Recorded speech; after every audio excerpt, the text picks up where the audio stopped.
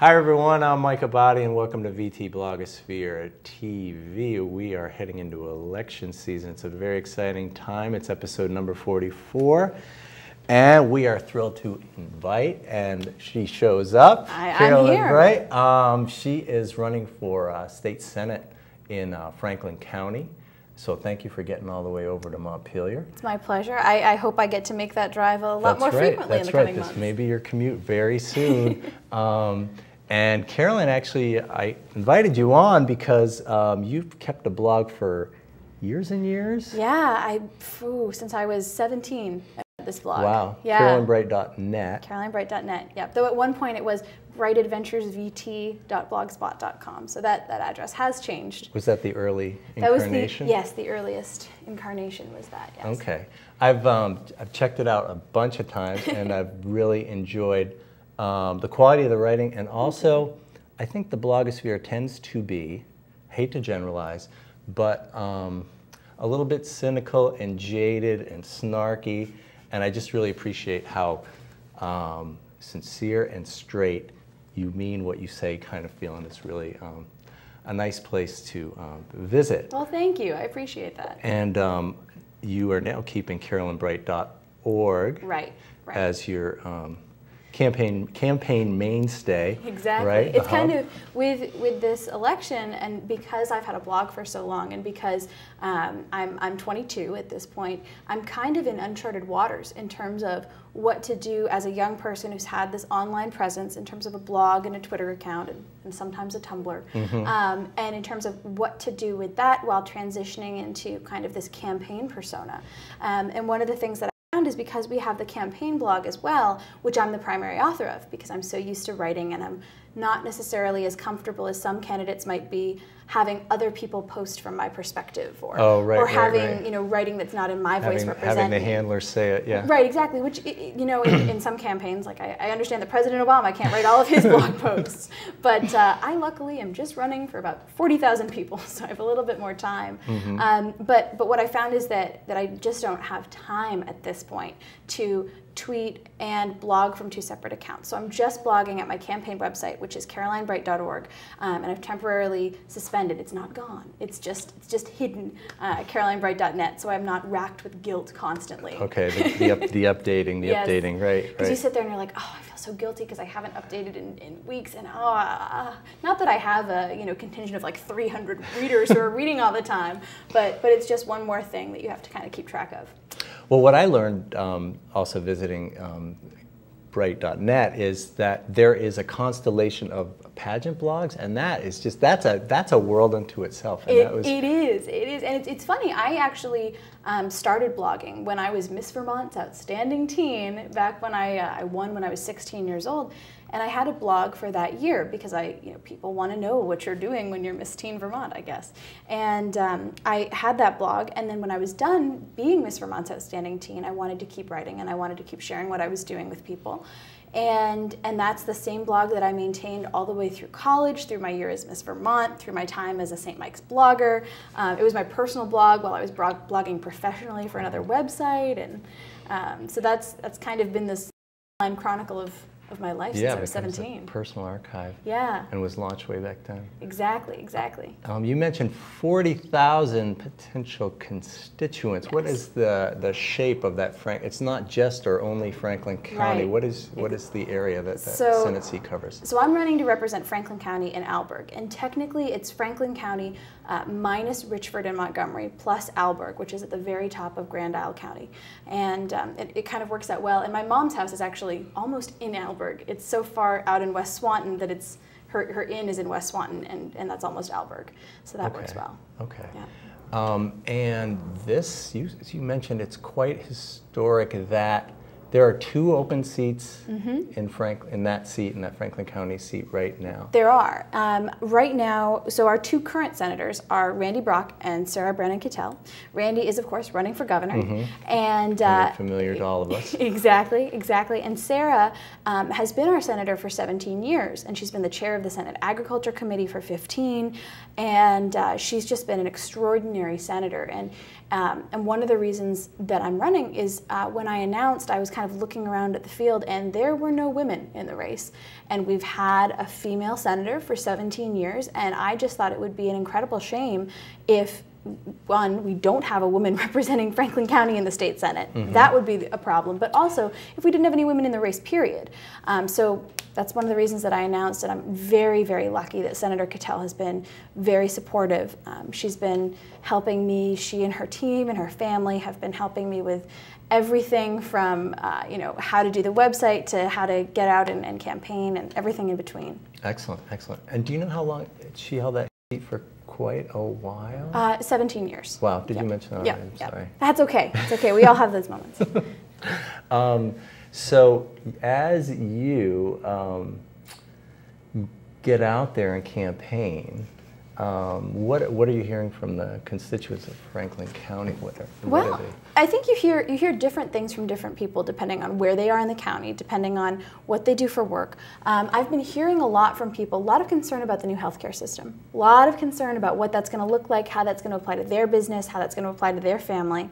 Mm-hmm. So I've been trying to learn as much as I can about that, and trying to learn about who's on the Green Mountain Care Board, who's involved in this process, and who I can refer them to, or what I can be doing once I'm hopefully elected to help answer their questions further. So I've been hearing about healthcare, I've been hearing about jobs and the economy. That's been a huge thing. One thing that people talk to me about a lot, probably for obvious reasons, is about young people leaving Franklin County, young people leaving Vermont. They're concerned about it. They want young people back. They want young people to stay in our county, to live there, to work there. And then I talk to farmers all the time as well, and I had a great time yesterday driving around 3 different towns, visiting 5 different farms, and we were talking about everything from the cost of grain to the price of milk. And then literally when I got home from this tour, I was online doing research, finding out that Senator Bernie Sanders, along with a few other senators from states that are suffering right now in terms of milk prices, has been trying to make sure that the basic cost of milk that farmers receive, the floor is being reevaluated in relation to the cost of grain, because there's been a drought in the Midwest. That's where they produce all the corn that goes into the feed for the cows. And, right. I've heard grain prices are skyrocketing. I think most 22-year-olds are not as excited about the price of grain as I am, but I am definitely excited about it. And you actually are, I guess your areas of strongest interest would be in agriculture. I guess for generational family reasons. You want to share a little bit about background there? Absolutely. So I think when people look at me, they don't necessarily think, there's a girl who knows about ag. And it's true, I didn't grow up on a farm. But that said, my whole family exists in Vermont because of agriculture. My great-grandfather was the county ag extension agent for 40 years. And it's been pretty neat traveling around because I found a lot of people who knew him. Oh, wow. And I never got to meet him. And he passed away when my mom was little. But I've been hearing all these stories about him, like, this one time he fell asleep and rear-ended a car in front of him. My grandma would never tell me that story. It's like, you know him now. Exactly, and so, but because he left that legacy for my family, my grandmother grew up on a farm. My mom grew up actually on the Pierce farm in Franklin. Even though her parents didn't farm, she kind of was raised by the Pierces down the road because my grandmother went back to work when my mom was 6 months old. She ran social services for 35 years in Franklin and Grand Isle counties. And daycare didn't exist in 1963. So when my grandmother went back to work, Mom went to go stay at the Pierces, and I'm actually named after Winifred Pierce. My middle name is partially from her. And so as a result, my mom really made sure that I grew up knowing how to milk a cow by hand, knowing how to bale hay, and knowing how to deal with manure effectively. All right. Frequently with a shovel. Yeah, that's the stuff. It's magic. Exactly, exactly. And then as I've grown older, I have obviously come to understand that ag is about a little bit more than just milking a cow. When we're looking at issues with diversified ag, when we're looking at issues with working landscapes, those are things that I feel very passionately about because my personal history, my family history are so intertwined with the history of this state, the legacy of agriculture here. And also I like to eat. Oh yeah, food. I really like food, so I'm very much in favor of local farms. Because yeah, I mean, on the way down I was actually eating a carrot in the car. And it was from one of our local food stands. It was from the Hudaks. So, yeah, this is the season of bounty, isn't it? Well, wonderful? It is, and it's great. I'm trying to get all of the local vegetables and apples and everything while I still can. Yeah, we're kind of at the, sort of the last of the corn. I know, but we'll be okay. We'll get through the winter. Yes. Now, there may be people out there who are saying, did you say you're 20? What? And what kind of experience would you bring to the Senate? Yep. But you actually have some deep roots, like interning for Leahy and Yep. Smith, and you've been the governor of Girl State. Of Girl State. Maybe yes. you can explain some of that, those actually already deep roots in knowledge of government. Absolutely. Well, so I am 22. To be very clear, I'm not 20, not 21, I'm 22. And, but I think what matters more than my age is that experience that I have. You know, a lot of people say, well, you know, you should get some experience in local government first. Well, I served on the MVU school board for 3 years while I was in high school, and then as a high school student, and then I served on the Next Generation Commission. I was appointed to that by Governor Douglas. So I spent 6 months sitting in meetings, helping to produce a commission report, basically to determine kind of this vision for the future of what we wanted for education and young people in the state. Some of that has been implemented, and the legislature, you know, provided scholarships through the Next Generation Initiative. And one of the coolest moments of my life was sitting at a graduation ceremony a couple of years after I'd graduated from high school and watching a girl I'd known my whole life walk across the stage and receive a Next Generation scholarship. Wow. That was really, really incredible. So I was on the commission. I was governor of Girl State, in fact, when I was 15. Now, for those at home who may not know what Girl State Yes. is, and there's a Boy State as well, what exactly is that? Well, Boys and Girl State are run by the American Legion and the Legion Auxiliary, respectively. They're held in every state in the country except Hawaii. I don't know why Hawaii is not included, but apparently they didn't want to be involved. Okay. 49. Exactly, 49 states. And basically what it is, it's a week-long program where students attend and they simulate government. They simulate local government and state government. And then each Boys and Girls State elects 2 senators to send on to the national level, which is Boys Nation or Girls Nation. Okay.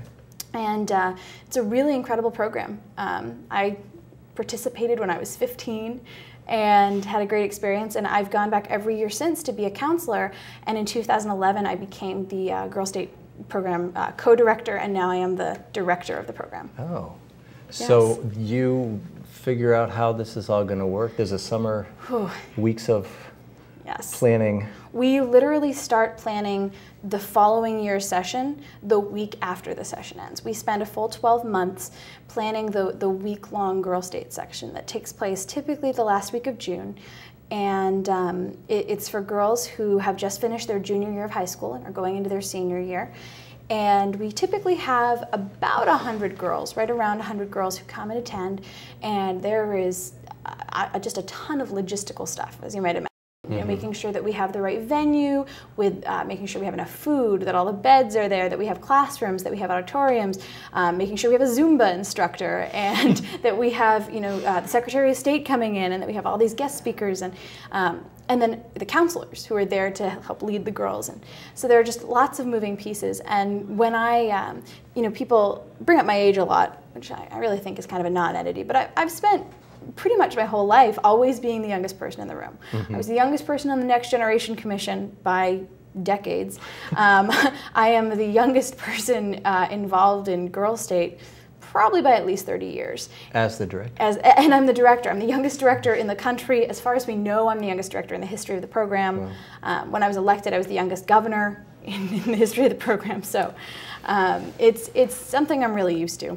Okay, you're comfortable in that. I am. And then, so beyond all of that, so we have that experience. I've also been lucky enough to intern for Senator Leahy and for Speaker of the House Shap Smith. So I've had that experience doing a ton of constituent outreach for both of those people, and it was really, really valuable because, you know, we talk a lot about the importance of the democratic process and how important it is that voters are involved, and my primary focus in both of those offices was to interact with the constituents directly. And I find that really, really rewarding.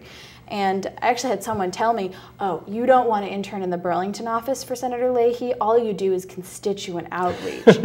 And I'm sitting there kind of looking at her like, why do you want to be involved in politics? What is the point? Yeah. The point is the constituent outreach. The point is working with constituents, and that's, you know, another piece of why I'm running is because I want to be doing that constituent outreach to my constituents, to my community, the people who I care about. But I imagine in politics you run into people who approach sort of policy as theory. And well, they approach it as theory, and I think there are some people who do approach it from this angle of, I want power and I want to be able to have control over this. And you see some really interesting personalities who say, okay, well, I'm going to do this, and then I'm going to do this, and then I'm going to do this, and this is the next step in my career. And that's not really how I look at it. Right. There's the public service side and the power side. And exactly. People gravitate here and they gravitate exactly, there. Exactly. And I just wasn't raised to do anything except public service. So that's my angle on it. Now, you actually been on a national stage as Miss Vermont 2010, is that correct? Yep. And you've actually, in your blog, really wrote eloquently on how that doesn't preclude you from being a feminist. I mean, you can, and I cannot help but ask, I'm sorry, the Palin question. I get this a lot. It just seems like it may have been difficult to watch her sort of take over the national stage for a while, because she may have fulfilled a lot of negative stereotypes about pageant contestants. Yep. And I just, how have you made peace with her large presence over democracy? I mean, here's the thing. I, believe it or not, actually disagree with Sarah Palin on just about everything. In fact, there are a couple things we agree on, but no, not much at all. Most of what we agree on is very personal, but that's about it. Right. Like, we both participated in beauty pageants and scholarship programs. So the thing about that, and I'll tell you the story. So when I was at Miss America, I was in my Miss America interview with the panel of judges, and they asked me, because my platform was all about encouraging young women to run for public office, go figure, and they asked me about my platform, and they said, do you think Sarah Palin has helped or hurt your platform? Oh boy, and I answered it. Well, they were very direct about it, and I answered it by saying, all softballs. That's amazing. Oh God, no. The questions that you get in that interview room are very intense. I mean, questions about abortion, questions about every single controversial issue you could imagine. But anyway, so they asked me if I thought Sarah Palin had helped or hurt my platform, and I told them that, you know, I actually disagreed with her on most things, but I thought she had helped my platform, because like her or dislike her, there were women out there who saw her on the national stage and thought, well, gosh, if she can do it, I can do it. I mean, come on. And that is the positive thing that I will say about Sarah Palin is that, you know, she was a woman who was mayor of her town. She was governor of Alaska, you know, didn't really finish out that term. But had better things to do. Exactly, and she was a candidate for the vice presidency of the United States. And while I would not vote for her, you know, she did that, and she showed women, and I think especially conservative women, that this was an option for them. And I think that's incredibly valuable, because regardless of whether a woman agrees with my ideology, I still think that she should be at the table. We should still have that voice. We should have liberal women, moderate women, conservative women. They all need to be at the table participating in the discussion.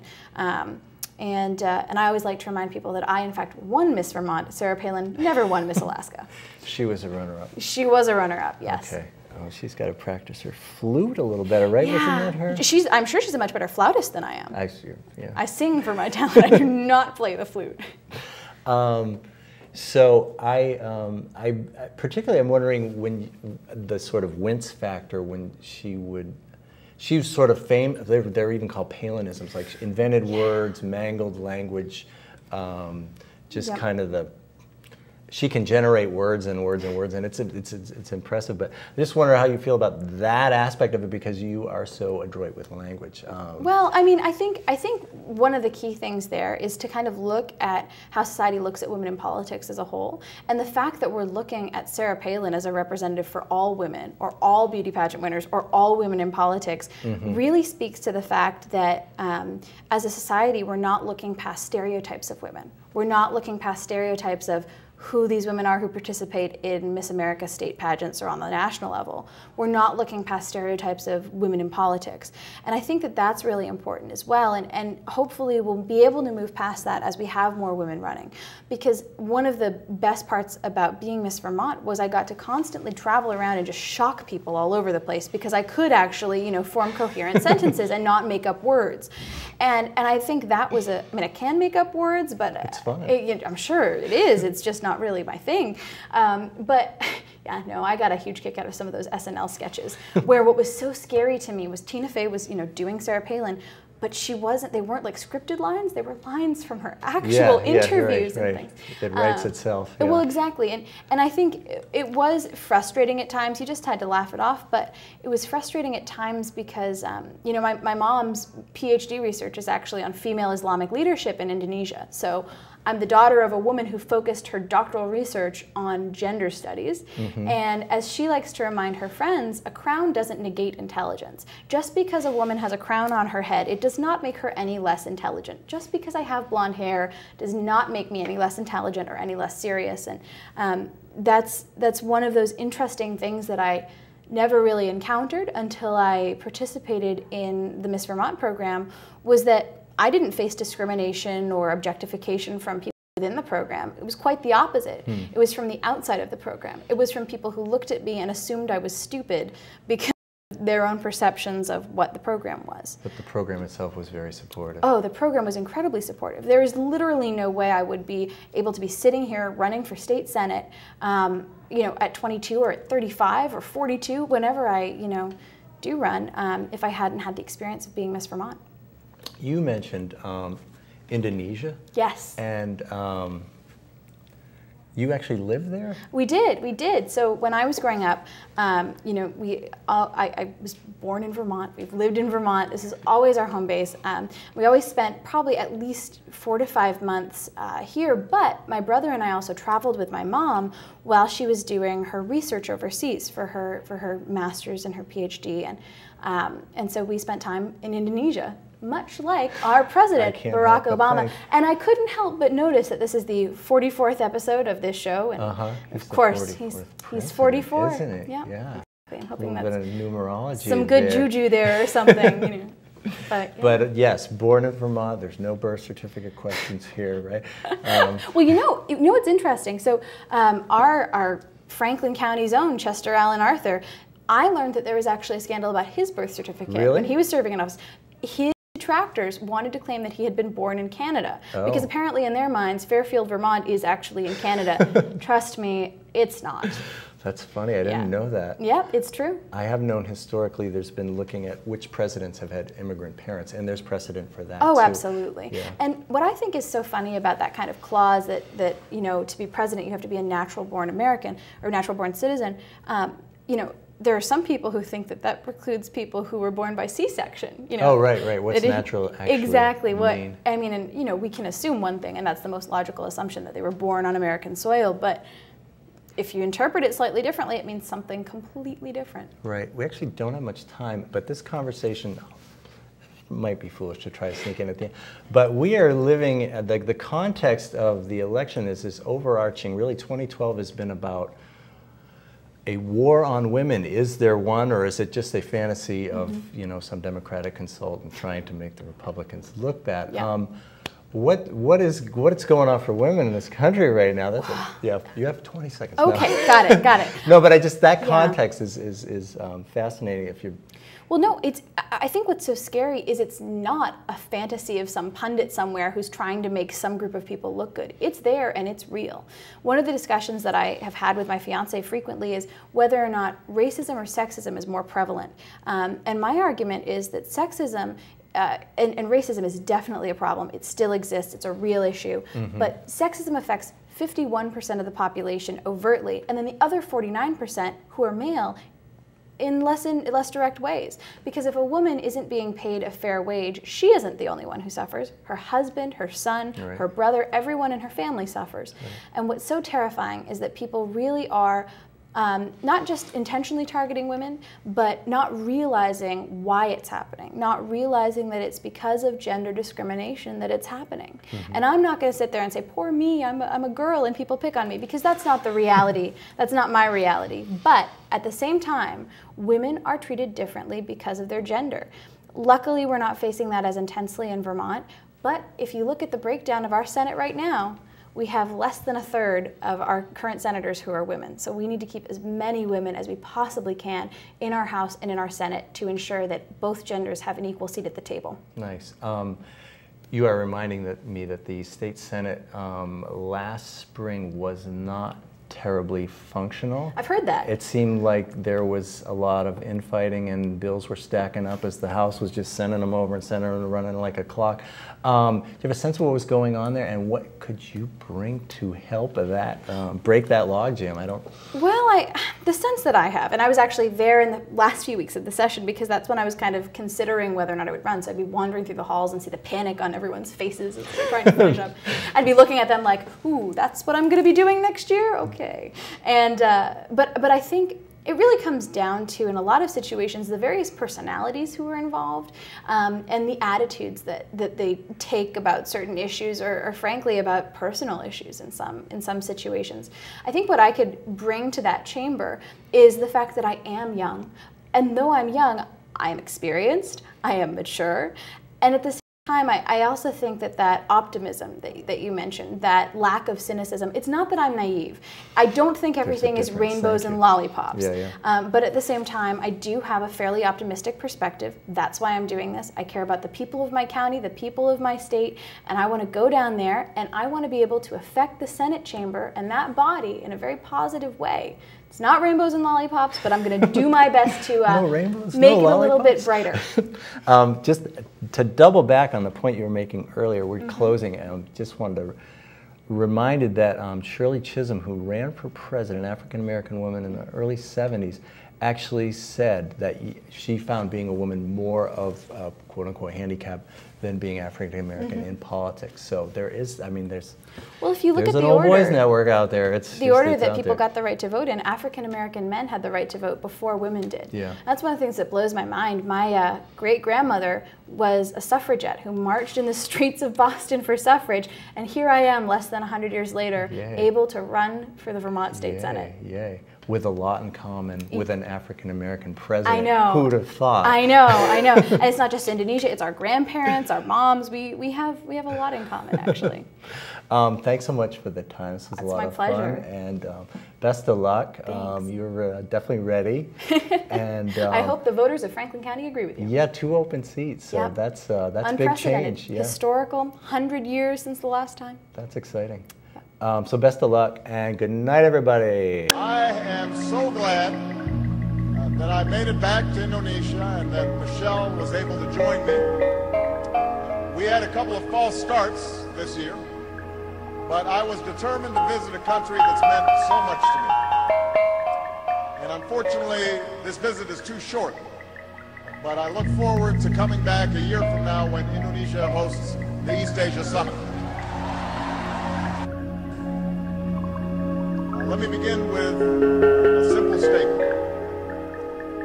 Indonesia, bagian dari diri saya.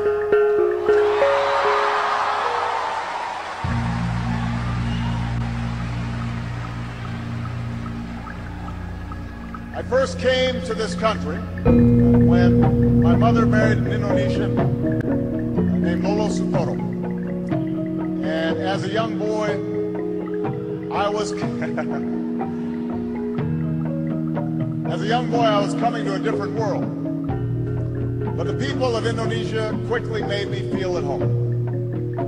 Jakarta looked very different in those days. The city was filled with buildings that were no more than a few stories tall. This back in 1967, 68, most of you weren't born yet. Hotel Indonesia was one of the few high-rises. And there was just one big department store called Sarina. That was it.